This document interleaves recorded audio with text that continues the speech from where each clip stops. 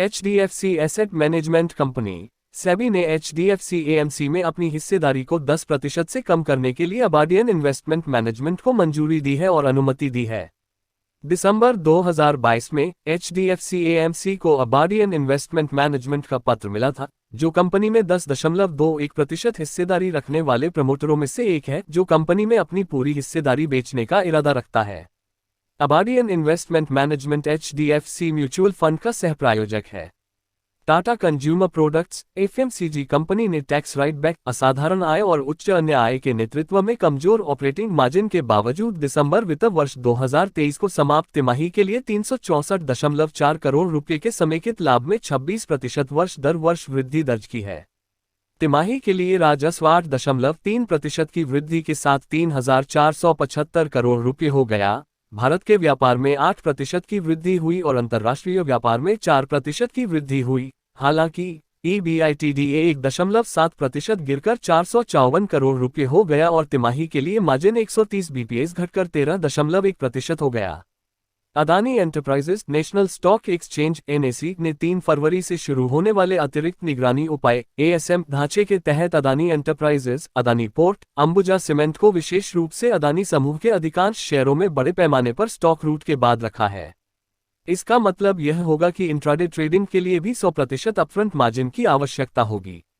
IndusInd bank Hinduja समूह IndusInd bank में अपनी हिस्सेदारी मौजूदा 16.51% से बढ़ाकर 26% करना चाहता है, 18 ने सूत्रों के हवाले से रिपोर्ट दी है। सूत्रों ने बताया कि इंडसइंड बैंक की प्रवर्तक इंडसइंड इंटरनेशनल होल्डिंग्स इस प्रक्रिया के लिए आवेदन तैयार कर रही है और इसे आगे भारतीय रिजर्व बैंक RBI को सौंपेगी। मझगांव डॉक शिपबिल्डर्स संजीव सिंघल को 1 फरवरी 2023 से मझगांव डॉक शिपबिल्डर्स के अध्यक्ष और प्रबंध निदेशक का अतिरिक्त प्रभार दिया गया है। सिंघल 8 जनवरी 2020 को मझगांव डॉक में निदेशक वित्त के रूप में शामिल हुए। आइनॉक्स ग्रीन एनर्जी सर्विसेज पवन ऊर्जा संचालन और रखरखाव सेवा प्रदाता ने iFox विंडटेक्निक इंडिया, एक स्वतंत्र O&M पवन सेवा प्रदाता के साथ एक निश्चित निवेश समझौते में प्रवेश किया। iFox में 35,947.71 रुपये प्रति शेयर पर 51% हिस्सेदारी हासिल करने के लिए iFox के पास 230 MW का बेड़ा है, जो मुख्य रूप से दक्षिण भारत में काम कर रहा है। इस अधिग्रहण के साथ कंपनी ने बहु ब्रांड OEM पवन टरबाइन O&M व्यवसाय में प्रवेश किया। लखीथा इंफ्रास्ट्रक्चर कंपनी को गेल इंडिया से 129.63 करोड़ रुपये का ऑर्डर मिला है। कार्य के दायरे में MNYJPL परियोजना के पार्ट बी नागपुर झारसुगुड़ा के लिए पाइपलाइन बिछाने और समग्र कार्य शामिल हैं। आशय पत्र की तारीख से 14 महीने के भीतर अनुबंध निष्पादित किया जाना है।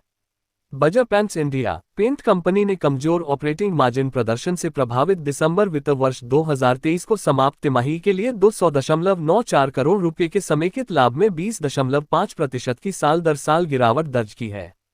तिमाही के लिए राजस्व 2,694 करोड़ रुपये पर 5.6% की वृद्धि हुई, लेकिन EBITDA एक साल पहले की अवधि की तुलना में 11% गिरकर 350 करोड़ रुपये हो गया। अपोलो टायर्स टायर निर्माता ने इनपुट और वित्त लागत में स्पाइक के बावजूद दिसंबर FY23 तिमाही के लिए 292.1 करोड़ रुपये के समेकित लाभ में 31% वर्ष दर वर्ष वृद्धि दर्ज की है।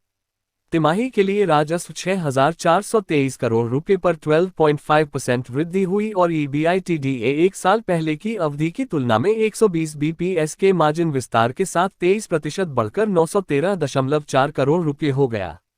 जैमिनी भगवती को बोर्ड में स्वतंत्र निदेशक के रूप में नियुक्त किया गया है। क्लियरेक्स सेवाएं इस सेवा प्रबंधन कंपनी ने दिसंबर वित्त वर्ष 2023 को समाप्त तिमाही में 131.3 करोड़ रुपये के समेकित लाभ में 23.2% की वर्ष दर वर्ष वृद्धि दर्ज की है, जो कि अन्य आय और टॉपलाइन के नेतृत्व में उच्च कर्मचारी खर्चों से प्रभावित ऑपरेटिंग प्रॉफिट मार्जिन में गिरावट के बावजूद है।